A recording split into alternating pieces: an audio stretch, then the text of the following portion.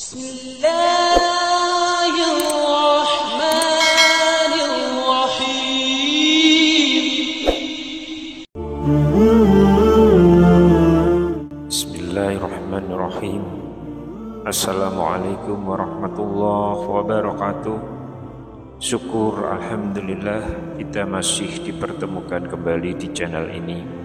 Salawat dan salam selalu dan tetap tercurahkan kepada junjungan kita Nabi besar Muhammad sallallahu alaihi wasallam. Allahumma sholli ala sayyidina Muhammad wa ala ali sayyidina Muhammad. Harapan dan doa saya semoga sahabatku semuanya selalu diberikan kesehatan, dilapangkan rezekinya, diampuni dosa-dosanya, dipanjangkan umurnya, dan semoga kita tidak mati kecuali mati dengan beriman dalam Islam. Dan sempatkanlah menuliskan sholawat di kolom komentar, insya Allah akan menjadi bukti cinta kita kepada Rasulullah Muhammad sallallahu alaihi wasallam.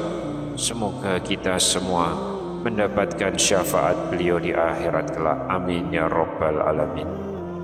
Sahabat seiman yang dirahmati Allah, di dalam ajaran Islam terdapat beragam petunjuk dan tanda-tanda yang menandakan terkait datangnya rezeki besar dari Allah Subhanahu wa taala.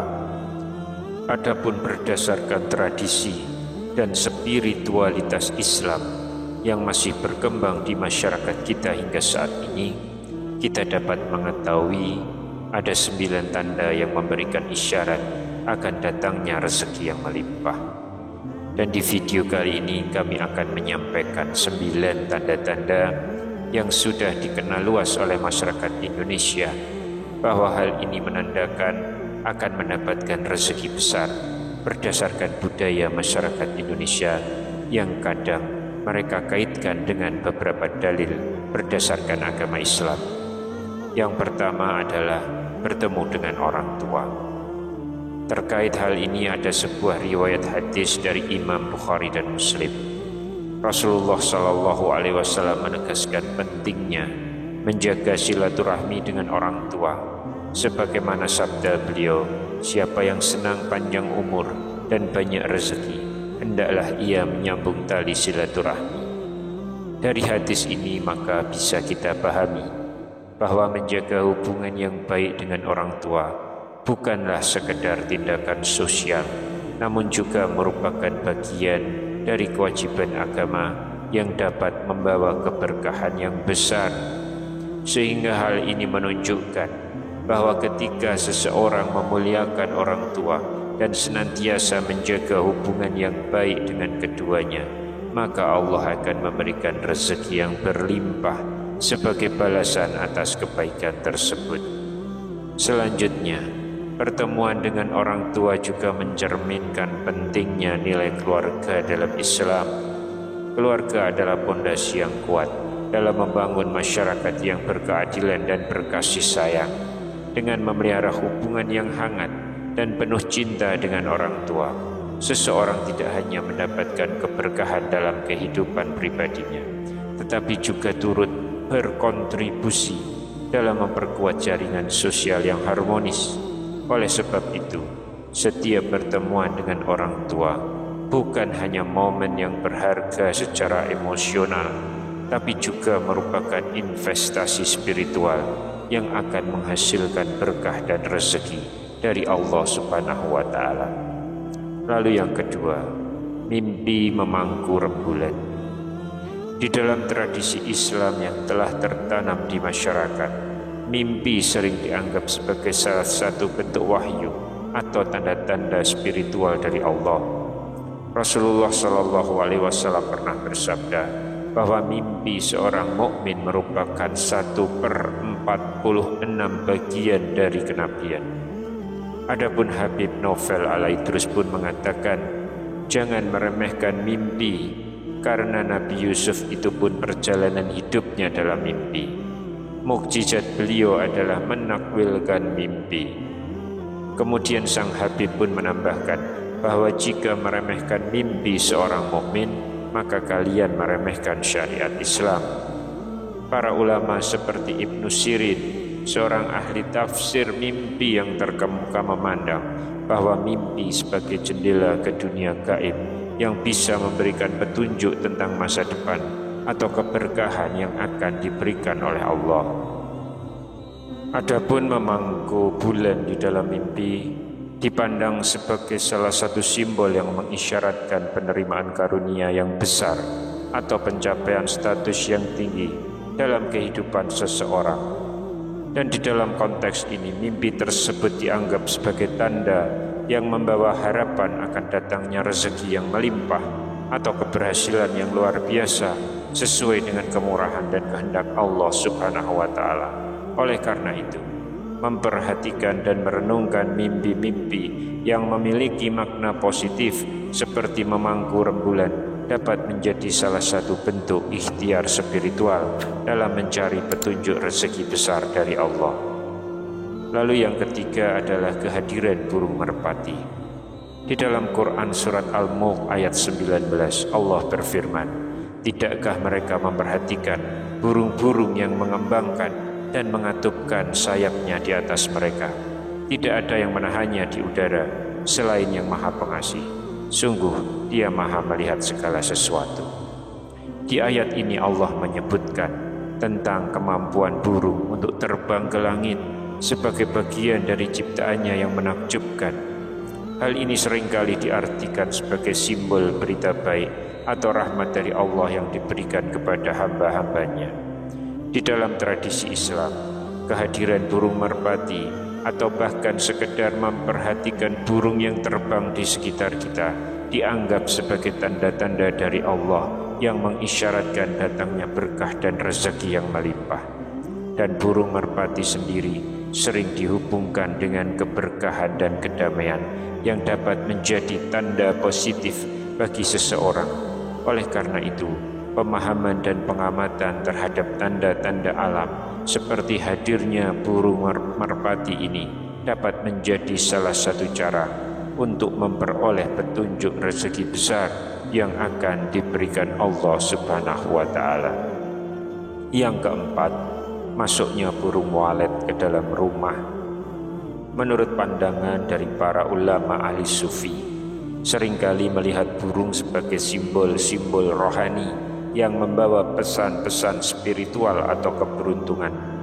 Dan di dalam tradisi ulama sufi, bahwa setiap kejadian alam dianggap memiliki makna mendalam dan dapat dijadikan petunjuk bahwa hal tersebut menandakan adanya sebuah isyarat dari Allah, bahwa ketika burung walet masuk ke dalam rumah, hal ini dianggap sebagai salah satu tanda yang membawa pesan spiritual atau keberuntungan bagi penghuninya.